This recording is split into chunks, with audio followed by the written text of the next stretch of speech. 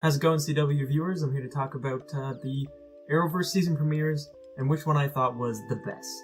So let's just jump into it because we got a lot of ground to cover, and I don't want to be here for 3 minutes. It's gonna take longer than 3 minutes.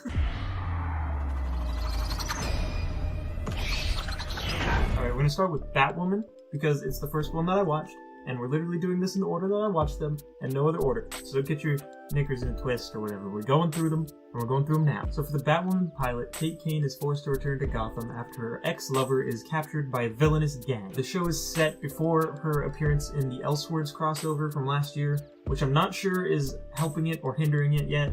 It's yet to be seen, but I think they had to do it this way, otherwise it wouldn't have made a lot of sense. Her origin is pretty important, but it might make the show a little weaker in a little bit. And I feel like because they have to do the origin, the later half of the season might be a lot better. Who knows, we'll see. But Kate is this super badass female LGBTQ plus character, and that's just awesome. And Ruby Rose does a great job of portraying her. All of Kate's scenes with Sophie in the present and in the flashbacks were all really good. They made me feel real genuine emotions, and I'm honestly just super compelled to see where that relationship goes, because it could be a lot of places, which is new for an Arrowverse show for me, if I'm honest. When Mary was introduced, she gave me some Iris season 1 feelings and vibes, but then we got to see her in the clinic, and her character really took a step for me. I like that clinic angle on her a lot. Mommy and Daddy are interesting characters. I'm cringing saying that, oh god. Kate and Papa will probably be an interesting dynamic in the show later on down the line. They're setting up some drama there, and I'm here for it. And I don't trust the mother at all. I don't trust it. Get it out of here. The Crows are an interesting take on like a government private military thing, but it's only the first episode and they already have moles, so like I don't trust them very much. They need to get their shit together. I think Luke Fox does a great job as a generic tech guy. I'm pretty excited to see him. Hopefully he doesn't get super annoying like a certain other Arrowverse tech person, but I have faith that gadgets will trump ridiculous hacking by like a mile, so I have faith. And the villain of the episode, Alice, was super hype.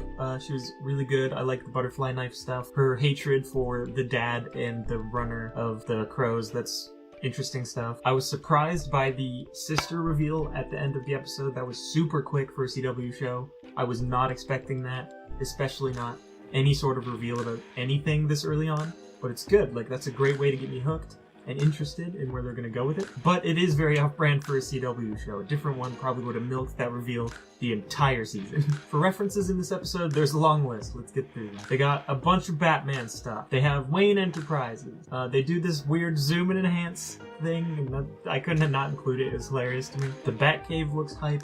The Bat suit looked interesting, a little dull of color, but it looked cool otherwise. Knowing that her suit is the Bat suit, but modified, is pretty interesting. I can't wait for them to get it all the way modified. It's just kind of a proto Batwoman suit, and I can't wait for them to add the color and the wig. It'll look great. And Alice potentially being referenced to Mad Hatter coming down the line. I'm hoping so. I love that character. Let's get it. All in all, though, the choreography was really good in this episode. They had that fire extinguisher, pan, table, door smashing fight. That was awesome. I really like the scene where Kate finds out about Bruce being Batman. That was a great reveal. Her origin is all around pretty good so far. The stealth and the gadget usage really gives me hope for the show going forward. I hope they do more stealth stuff and more gadget stuff. It was all awesome. Like I said, I like the suit. It needs some more color though. The current suit kind of looks like the Dark Knight suit, but female, and that's cool, but like, I think they can do their own thing to look great. I'm always a fan of the narration that the pilots have. They always get rid of it, and I understand why, but it's cool. I like it, and it feels very classic, right? Like Arrow did it. I feel like the Flash did it too. I don't remember. It's been a while, but it's good. I'm a fan. Yeah, it was a pretty solid pilot, and I'm definitely gonna keep watching. It's got my interest. I'm giving it a cautious 5 out of 5 because I'm not sure that the quality will continue to be this good, but I like what we've seen so far. And I can't think of anything to really complain about yet. Because it's new, it hasn't had time to hit any of those classic CW issues that I have with the other shows. Predictions: the sister will not be the main villain. Someone like maybe the Mad Hatter will be. The husband drama with Sophia could become really tedious, but if done well, it could be really interesting. This is more of a hope than a prediction, but I hope that the Bruce stuff is a mystery forever, like maybe multiple seasons that spans. It's either gonna be that, or they're gonna solve it by Crisis, and I hope it's not that.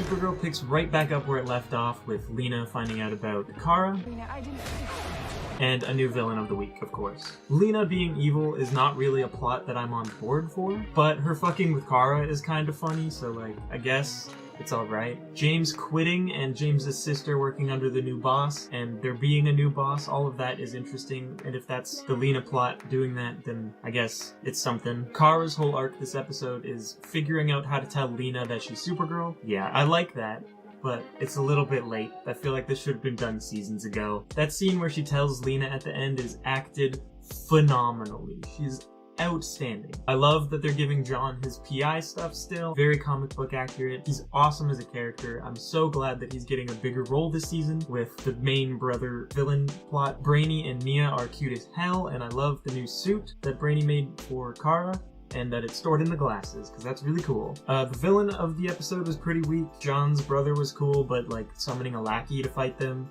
it was pretty lame. She was super underdeveloped, and her powers were boring, and the choreography at the end for the fight scene was bad. Some references in this episode that I spotted were stuff like the really fun intro with the classic stop the bus heroism.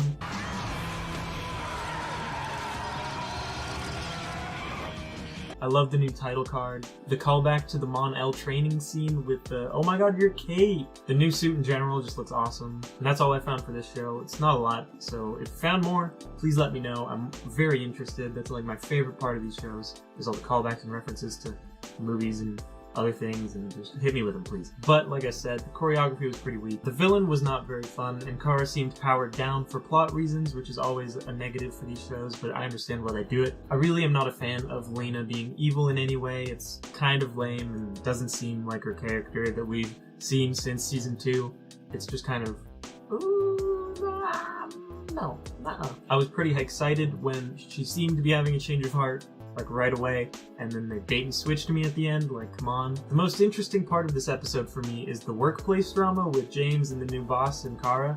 That's the best part of the episode for me, and that's really sad, because it wasn't great. The final fight had great music, I'll give it that, but all of the effects looked bad. John flopping into that portal was like a bad joke. And then that whole speech of, oh my god, don't go in there, the odds are so against you, and then she of course does it anyway and succeeds. It's very tropey. The brother reveal at the end was really obvious. I'm glad they did it so fast, and John not knowing who he is an interesting take. I imagine he's from an alternate universe, and that's why he doesn't know. Altogether, a solid 2.5 out of 5. It's like the middle of the road Supergirl episode. There have definitely been worse, but it wasn't anything special. Predictions: Lena will not go full Luthor, hopefully. I really hope. Like I said, John's brother is from an alternate dimension, so that's why our John doesn't know that he has a brother, because he doesn't. This is a different John's brother. One of the two relationships on the show, Brainy and Mia, or Alex and James's sister, will not work out. I don't know which one. If I had to guess, I'd say the latter, but we'll see. Maybe they both fail, I don't know.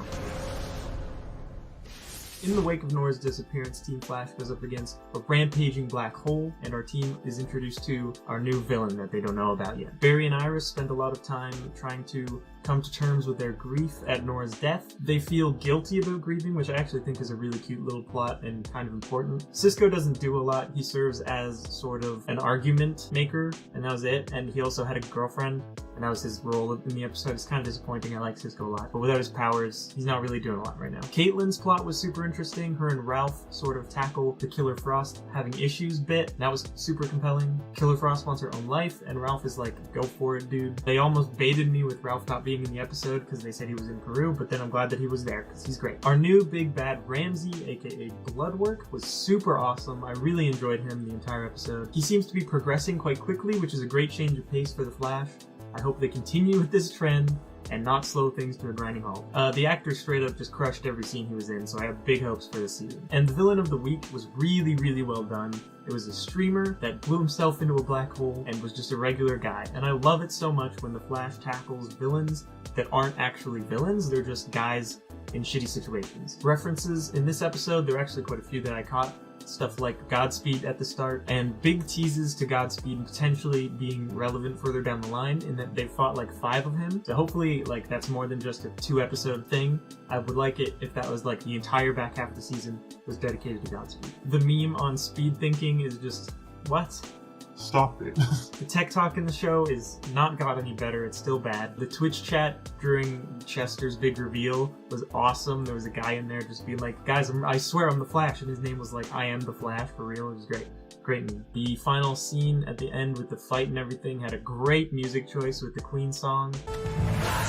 I've been saving this for the right moment since day one. I love the new suit. The ears look so good. It just needs a little more yellow. Maybe some golden boots would kill it. I love the callback to the Book of Ralph back when Cisco was getting over Gypsy. I talked about Ramsey being Bloodwork. That's a comic book character with blood powers, so I'm super interested to see how those work on the show. The Monitor destroys Gideon, which is probably why Barry is going to create Gideon. I think that is rumored, and Marina Baccarin might be coming back to do the voice. I'm pretty excited for that. If it happens, I'm not 100% sure. All in all, this was a pretty character-driven episode with not a lot of action, but I still think it was pretty good. There was good teases for future plot stuff, and this episode felt like the writers were trying to hammer in that Nora's death will have repercussions to her Team Flash. So hopefully it does, and they don't just never talk about it again. The climax of the fighting looked really good. I like the special effects of Barry in the black hole and all of that stuff at the end. It looked great. The Crisis hype building stuff with the Monitor, that looked so awesome. I have to give this episode a solid 4 out of 5. Only losing points because they teased me with CSI work and didn't give it to me, and there was some rough tech talk dialogue in there, and I would have liked to seen it improve maybe from prior seasons. I know I'm hoping for a lot here, but who knows. Solid episode of The Flash all around. Predictions, The Flash will not die in Crisis. Big talk, I know, but I don't think he's gonna die. Godspeed might be the villain for the second half, or maybe, I don't know, I hope so. I can dream. Oliver will probably die in place of Barry, but Barry might need to think that he's going to die to do what he has to do to survive Crisis. And Chester's probably going to be a new team member based on how the ending of the episode went.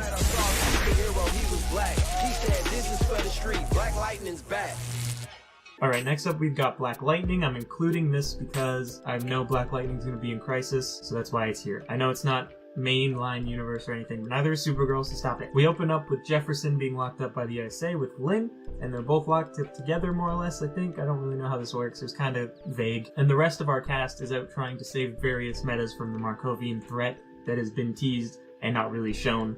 It's a little bit shown in this episode, but not really. It's kind of confusing. I'm curious how long Jefferson is going to be in prison, I guess. And he's unlocking new meta powers as the ASA tinkers with him. Lynn being there is quite compelling. I'm not really sure what's going on there, but I know that Lynn is horny as hell. Henderson and Commander Carson, new character, they had really good interactions. I really like that stuff. The police versus the ASA, I think, will be a compelling plotline for this season. Battle of the Big Dick Authority, if you will. But you can't trust Carson for a goddamn second because he's a military man on a superhero show. I never trust those guys. They're all evil. Anissa is like the main character of this episode to me. She goes by Blackbird now, which is the progression of her like hooded form from the last season. She's helping out metas through her mask and also by working at the clinic. And she has a new apartment with fancy Amazon Echo by the name of Shonda, built by Gambi. Jen just sort of is struggling with her powers and sneaks out like a rebellious teenager with some fancy cloaking tech built by Gambi as well. Odell is a total ass and is outed by Tobias for his true motivations, being sent here by the president. He has the kid with the truth powers discussing stuff with Tobias, and he gets his beans built by Tobias, so he fucking kills him. That kid could have been a super useful character. He's got truth powers. How often do you find truth powers? It could have been so good. Why'd you kill him, man? Just use him. Keep him under your control. It's ridiculous. Tobias is locked up in his cell, and he's finally getting his age caught up with him. It looks like he's dying in there. And there's a new character by the name of Olsen, who is a reporter. Not Jimmy Olsen, but a different Olsen. She serves as a new love interest for Anissa and also as a reporter, and I'm interested in what her real motivations are. Some details I found in the episode. I really like the new intro. It's very comic booky, very awesome.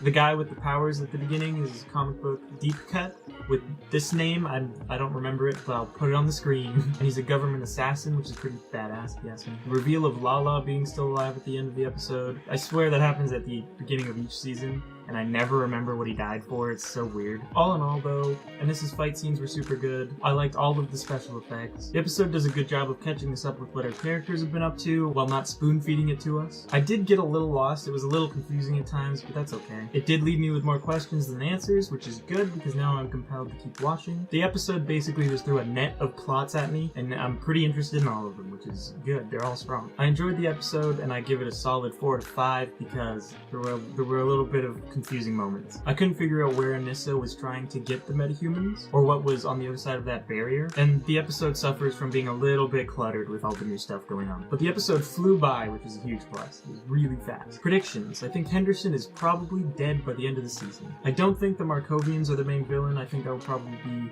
the president. They're probably going to get kind of political, which is, you know, the show for you. I think Tobias will definitely get out of jail. I have no idea where this Lala plot is going at all. I think there's something more to the reporter than what we've seen so far, and I think Jefferson will unlock some really cool new abilities, probably in the first couple of episodes. And I don't think he'll be locked up for long.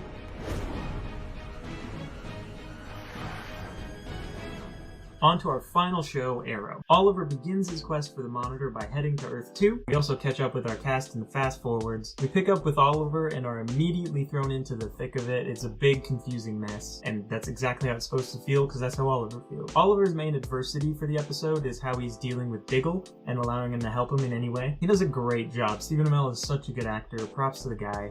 He's doing great. Diggle is so determined to help Oliver that he crosses universes to do it. The Monitor does a great job of giving a mean monologue and a fetch quest to Oliver in the form of acquiring dwarf star particles. We learn about this universe's Malcolm Merlin and Moira Queen and how they're married. This Merlin seems like a much nicer guy than the original Merlin. Also, Tommy is alive and he is the Dark Archer. This is because Thea died to a drug overdose, and now he wants vengeance on the Glades, a lot like Merlin did in Season 1. He does come around in the end, but it doesn't really matter, does it? Dinah and Renee serve as really shitty goons to Tommy in this episode, while also kind of filling the roles of Quentin and Diggle from Season 1, respectively. Dinah is a detective, while Renee is a bodyguard. Our cast in the flash forwards is basically dealing with the Deathstroke gang, and they're all fighting John Jr. This episode is just full of references and deep cuts to earlier seasons of Arrow, so I'm gonna go through some of them, and I'm definitely gonna miss some. I love the opening with him on the island. That's such a great callback. They've done that a couple times, and every time I'm like, yes. There's that bat cowl on Lan Yu, which is just so weird and probably doesn't mean anything. It's just there to show that this is a different Earth. But damn, that's cool. Laurel in the new suit, so awesome. I love all the yellow in it. It looks so good. She's such a classic Canary in that suit. And her relationship with that Green Arrow is so awesome. They drop the Pretty Bird line, which is just, ooh. Felicity is referenced to have built Laurel's new bunker and also to be the head of smoke tech in this world. They bring back the salmon ladder for our new Green Arrow, who is Adrian Chase, which is awesome. Diggle being introduced in the same way that he was originally was such a great reference. Same with him getting knocked out the same way that he used to. Great throwback. Ollie straight up Ghost Rider someone with some chains. That was pretty cool looking. Ollie hits Adrian Chase with his famous line of being 10 steps ahead. Maybe I'm just 10 steps ahead of you. They both do the suit up line at the same time. I couldn't not include it. That was funny as hell. Suit up. Adrian hits Oliver with a quote from Bruce Wayne that he really likes, which is a quote from Sherlock Holmes, the world's greatest detective, which they both are. The fight with the Dark Archer mirroring the fight with the Dark Archer from Season 1. Oliver giving Adrian the Green Arrow name advice, and everyone on Earth 2 got fucking Thanos. This episode of Arrow is probably the perfect, quintessential episode of Arrow. It had great choreography, it had a compelling narrative, it had pep talks, it had Oliver feeling guilty, it had lots of arrows, it had massive world-ending stakes, it had a great cliffhanger, it had Lian Yu, it had Deathstroke, Prometheus, Malcolm Merlin, Moira Queen, it didn't have Felicity. I could just keep listing things about this episode that I loved and go for a full day. It was great. Super interested in where the plot will go, with Oliver heading home so soon, but this was a perfect episode and it gets a perfect 5 out of 5 for being per predictions. I really don't know where they're going. Like, Oliver dies, I guess, at the end, probably. That's pretty obvious. I think it'd be more surprising if he didn't, so I'm gonna go with he doesn't die. Earth 2 will be brought back. I don't think it's gone forever, but we'll see. That would be really sad because then we lose Harry and Jesse Quick from The Flash. Please no. The Monitor's not done with Oliver, obviously. That's not really a prediction, it's just true. I have high hopes for these flash forwards. I just hope they don't become too oppressive to the overall episode. This one was totally bearable and everything, and I liked it, but they could easily get too much, and they could try to push this spin-off thing too hard, and that could bring the quality of the episodes down. This is a cute little fan theory that I read for Robert Queen. So we know that the original Hood of this Earth was Robert Queen because of the season 2 of the Flash stuff. So he probably died or went to prison because we know that his identity was outed, and then Adrian Chase probably picked up the mantle of the Hood after that happened. Sometime, we don't know when. Alright, to wrap things up, I think my favorite premiere was the Arrow episode with Batwoman being right below it, and then we've got the Flash, and then we have Black Lightning, and then we have Supergirl. So that's my tier list of the premieres of the CW shows. Hope you guys liked it. If you like this kind of content, I might make more of it, but it was a lot of work, so probably not. I'm definitely going to do a Crisis video, though, because that was so exciting I cannot do it. See you later, gamers.